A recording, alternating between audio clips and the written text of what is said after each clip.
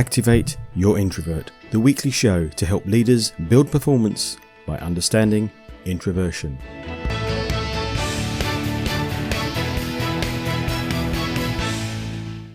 In this week's show, leadership and introversion. A DIY store problem about unwritten but obvious rules, and an uplifting way to deal with car thieves. A discussion with Paul Harris. Paul helps farmers to build harmonious, high-performing teams. And question of the week: what is the most engaging speaking style for an introvert to hear? A DIY store problem about unwritten but obvious rules. The culture in your company is created and driven by you. Among other things you could describe culture as is the set of unwritten rules about the way things are done around here. Sometimes we need to make unwritten rules clearer because they can be obvious to those in the know and not to others. A news article in The Week showed that a 4-year-old boy caused a stir in his local branch of B&Q by relieving himself in the display toilet. Caroline Akhtar and her partner Aaron were browsing in the shop in Glastonbury with their son Jacob when nature called. We looked around, then saw Jacob shorts down, sat on the toilet. We ran over, but it was too late. The shop assistant couldn't help laughing, but also completely ignored the situation, leaving the parents to clean up. We were mortified, Caroline said, but then found it funnier and funnier. Looks like a definite case of unwritten rules being really obvious, unless they're not. An interesting snippet in the Daily Telegraph. There are now more than 400,000 people working in human resources in the UK. That's 1.3% of the entire workforce in 2019, and it's up from 1% in 2004. I'm not sure, but I'd love to know what you think is driving that. Is it more regulation or more attempts to improve diverse thinking in firms? The horrendous human suffering in Ukraine continues. But there's also a huge impact which is going largely unnoticed. The staggering toll it's taken on the environment. The most immediate impact has been on marine life, says Licia Dubenko in the Kyiv Post. The Black Sea, to Ukraine's south, is home to thousands of porpoises, bottlenose dolphins and short-beaked common dolphins.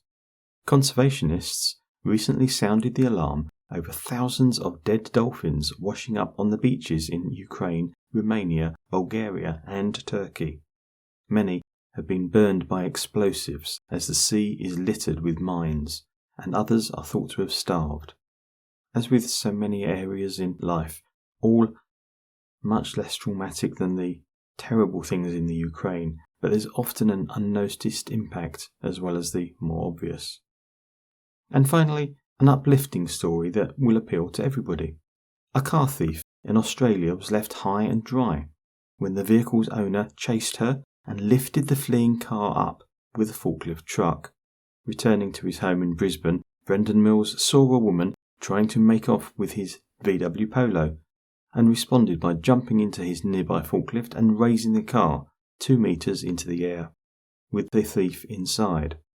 "I'm quite comfortable on my trusty forklift, so what better way to handle it," he said. The thief was arrested. How do you lift your introverts up so they can be seen? One firm I know gets all staff to look out for other staff members displaying company values. Much better than 5 things posted on a poster on the wall. They then nominate members of staff in the monthly team meeting. As there's preparation time because it's talked about before the meeting, it works very well for internal processing introverts. It's amazing peer recognition because staff are praising each other, and it reminds people of your company values properly. But now, let's be uplifted by Paul.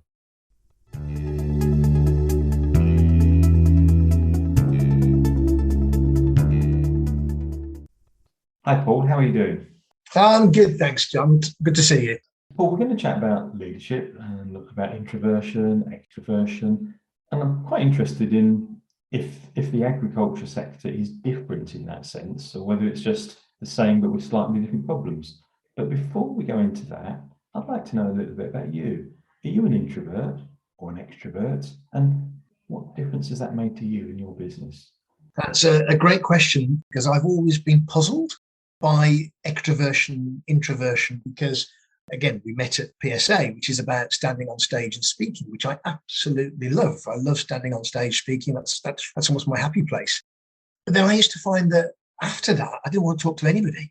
On the way home, or if I've been in a busy day talking to people, the last thing I wanted to do is to go home and talk to more people or go out to a party or whatever. I used to find I needed to go back sort of into myself. So I guess the answer to your question is I'm probably an ambivert, which is a combination of the two. I have absolute extrovert tendencies, which is the performer, the joy of being on stage. I used to do amateur dramatics and things like that. Wouldn't sing particularly, although I did sing, but very happy with that. But then again, there are times where I just love being by myself, walking, reading. I wrote a book a couple of years ago called The Man with Scarlet Socks, and I love that process of just being by myself. So I think I'm a combination of the two, which actually can be quite challenging, because you can burn yourself out as an extrovert if you're not then as an ambivert, not taking the time to recharge my batteries. So, I've suffered from burnout 2 or 3 times by not listening to my own needs and body, of that sort of periods of introversion that I need to recover. So my way of recovering my energy, which is not typical of an extrovert, is to go back and be more introverted, peaceful, quiet. And nothing I love more than just a hot bath. And you're so right, because we're all somewhere on that scale, aren't we? Somewhere between either extreme, and absolutely, it's about how we recover our energy, because we'll all use it. So tell us first a little bit about agriculture. Is leadership and the importance of getting teams working harmoniously different within agriculture, or is it just different set of issues that you guys deal with? Yeah, I think if we're relating to introversion and extroversion, it probably isn't different to any other industry. It has its own challenges. And I think one of the biggest challenges that agriculture has versus perhaps what we would broadly call the corporate world is a lack of understanding of emotional intelligence and different people's personality styles, or even this introversion, extroversion. So one of the reasons my business has grown is all we're trying to do is to help people understand each other. And I do think in agriculture, and this is not being unkind to many of my clients, but there's a real sort of lack of understanding of some of the emotional intelligence stuff that we need. And partly that's to do with the nature of agriculture. A lot of it is very family orientated. It's not so much now, but it was. So you were taught about stuff by your dad and your granddad, or your mum and your grandma. They've not really gone outside of the industry. It's quite an insular industry that looks in itself. So there's a lot of what we would see, I say, outside of agriculture in the more corporate world, where we go and learn about whether it's Myers-Briggs or DISC or insights, personality styles, or we learn about leadership. That's not really been there in agriculture. So they're catching up, and we're catching up fast. But that's the area that we're trying to help with, is this deep understanding that people are different. And often in agriculture, there's an assumption that you're not, you're just the same as me, which again is not just in agriculture, it's across lots of businesses. But I think it's more prevalent in agriculture, certainly. That's quite interesting as well, because if stuff started back as very much family oriented, as you say, I guess in some ways you already, by the time all your children were working, you already knew them anyway. But I guess the change has been if you now have many people that are from outside your family that are working on the farm. Yeah, and with that, absolutely, John. And with that comes, again, particularly talking about agriculture, there are people often come into agriculture either as an introvert or an extrovert. So there's quite a lot of people working. For instance, if you imagine, if you driving around the countryside and you see somebody on a tractor, pulling a plow or something, or a combine harvester, they could be doing that all day, 12 hours, completely by themselves, not seeing anybody, and totally happy with that. Quite happy not seeing anybody else during the day. I tell you what, I've never thought of it like that. And some people I would know would go, "Oh, introvert heaven," but I really struggle with that, because it's like when in lockdown, people said lockdown is a time of heaven for introverts. I'm like, no, because introverts still need to see people. That's right. So what you can have, though, is in other parts of agriculture, particularly in the sort of the dairy farming side, where you're in big teams, you'll often get these conflicts where there are those that are quite happy actually to sit all day by themselves on a tractor, don't particularly want to come and mix with others. And then others that are saying, what's the matter with these people who are just, don't want to talk to us? They're just happy by themselves. And you get this misunderstanding again of, how we like to be and how we enjoy our work. And then, of course, there's this feeling of, well, they've been out on a tractor all day, so they must want to come back and have a chat now, because that's how they're going to recharge themselves. Again, misunderstanding. That's not how people recharge their energy. So it is almost more exaggerated, perhaps, in agriculture than maybe in some other industries, those differences and those different needs. Stepping back from that slightly then, how well do you think that leaders generally understand introversion? Introversion is an interesting one, because I think there's often a misconception that you can't be a leader if you're an introvert. Almost you need to have these sort of extrovert tendencies to be a leader, whether that's presence or gravitas or the ability to speak in front of people. And there's almost this assumption, well, you need to be a bit of an extrovert to be able to do that. And many of us, and I too, know really good leaders who are introvert. So I think there doesn't need to be a barrier to somebody who thinks they're an introvert or are an introvert to their ability to lead. But I think there has been, particularly in the 80s and 90s, this sort of quite macho view that leadership's all about strength and, speaking and all that sort of stuff, which of course we're now knowing is not true. And I think we're moving to a more balanced environment, I hope, where both introverts and extroverts can be leaders. Certainly hope so, absolutely. So what we're saying is that lots of people don't really think about it or don't have enough understanding. What issue do you think that causes in teams, whether in agriculture or not? I think there's this assumption, John, that people are like us. And I think wherever we go, it's one of the things I talk about a lot, actually, is that when we come into work in the morning, wherever you are, in the office, bank, petrol station, wherever you're working, the cafe, is subconsciously, we almost want people to be like us, because they want people to react like us, to speak like us, to communicate. There's this old-fashioned phrase, speak to other people as you wish to be spoken to. No. From a respect perspective, we know that means manners and sort of maybe sort of British values or whatever. But from a communication perspective, as you went, no, it's completely wrong. We should speak to others in the way that they wish to be spoken to. So I think one of the areas we've still got to overcome is this idea that, well, if I'm an extrovert, I want everybody else to be an extrovert as well, or else I don't know how to talk to them. If I'm an extrovert leader, I've got somebody perhaps who's a little bit more introspective and quieter. What's the matter with them? Why are they so quiet?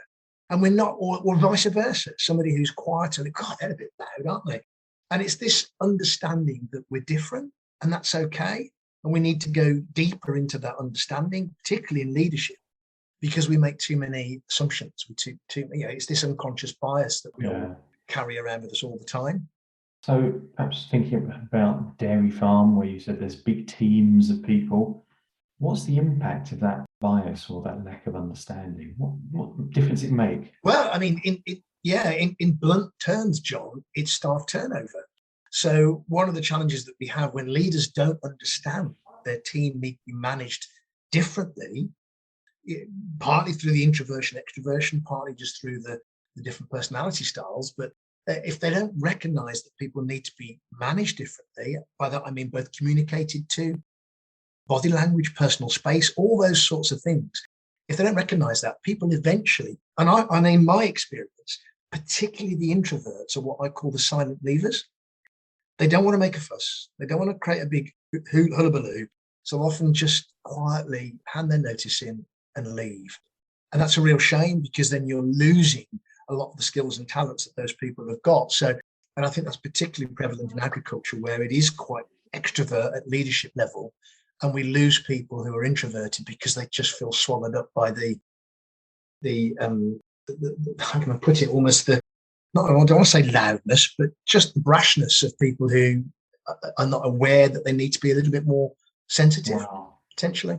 I think you're absolutely right, but it's also a great point to take on from that. So one of the big problems is staff turnover, lack of staff retention. Can I ask you for a tip? For an introverted leader to get more from her team or to reduce that staff turnover? I'll give you a tip and also a boost, Ooh. if that's okay. So the boost is the boost is just because you're an introvert. I say just because. If you are an introvert and you've identified yourself as an introvert, the first thing to say is you absolutely can manage extroverts. There is a way to do that. The second thing then is, how do we do that? One is to really get the understanding, deeply understand at an individual level what makes somebody tick. And I think one of the ways that, the tip for that, is to ask your team these two questions. How would you like me to approach you or ask you to do something? And how would you not like me to ask you to do something or approach you? Just ask each of your team members that, and you'll get a clue as to how then you can get the best out of that person, whether you're an introvert or an extrovert, because the same thing is in reverse as well.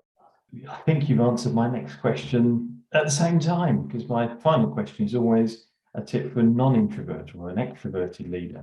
It is. I refer you to the previous answer almost. I think the key for both introverts and extroverts is to get to know your teams really well. Just understand your team and this idea of not everyone's like you. And as long as we understand that, difference can be our strength. It doesn't have to be what breaks our teams up or a weakness. If I'm different to you, if I'm an introvert and you're an extrovert, that's okay if we both understand each other. Difference definitely is a strength. Yeah, definitely. Final question then for you, Paul, and then you can go and relax and go, How can people get back in touch? The simplest way is to go to my website, real-success.co.uk. Paul, it's been lovely to catch up. Really enjoyed our conversation. Thank you so much. Bless you. Thank you for asking me, John.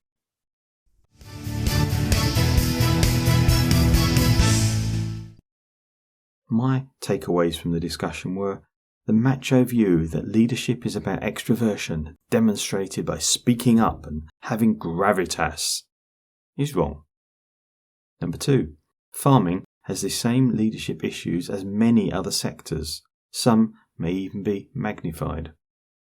Number 3, the basic assumption that people are like us leads to communication and productivity issues, no matter how much we think it should be true. And number 4, good leadership means making less assumptions and going deeper into understanding people. What were your takeaways? I'd love you to add to a discussion on the Facebook page. Activate your introvert.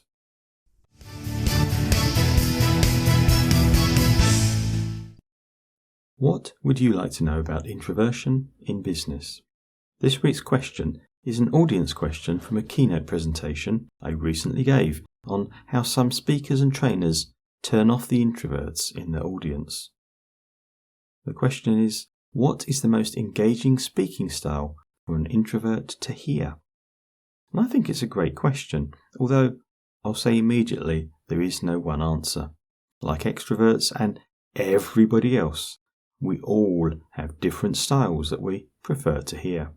So, if you're looking for a speaking style to engage people, use whatever styles you use now. We all like a mixture of styles. However, consider some of the things that introverts don't enjoy and may get turned off by. Number 1, activity is not engagement. The aim of most trainers and speakers, and probably you if you're training your team or even running a meeting, the laudable aim is to engage everybody in the room. Engagement happens in the brain. It's not the same as jumping up and down or waving arms around. I've seen so many trainers think physical activity is engagement. It isn't. I was once asked in a meeting, along with everybody else at the very beginning, to stand up and do jumping jacks. No thank you. Number 2, hold back. Another common thing is where people assume that those who don't speak up and ask questions are disengaged. They're not. The issue is more normally that the quieter people can't get a word in edgeways. So hold back some of the more talkative audience members for some of the quieter ones to be able to speak up. And number 3, give the gift of time. Brainstorming, where people shout out answers, is not a process suited to introverts who will naturally think to talk, where extroverts will talk to think. Mix it up. Ask everybody to be silent for a moment sometimes, rather than just saying shout out the answer. Get everyone to be silent and write down 3 things or 5 things, and then work around the room, asking people to give one of their 5 things. It's one way a speaker can give the gift of time and engage introverts. What question would you like answered on the show? Go to activateyourintrovert.co.uk. I'm John Baker. Thank you for listening. I hope you found it useful. There's a new episode every Thursday at activateyourintrovert.co.uk and your favourite podcast provider. Till then, go be introversial, activating your introverts, building your business.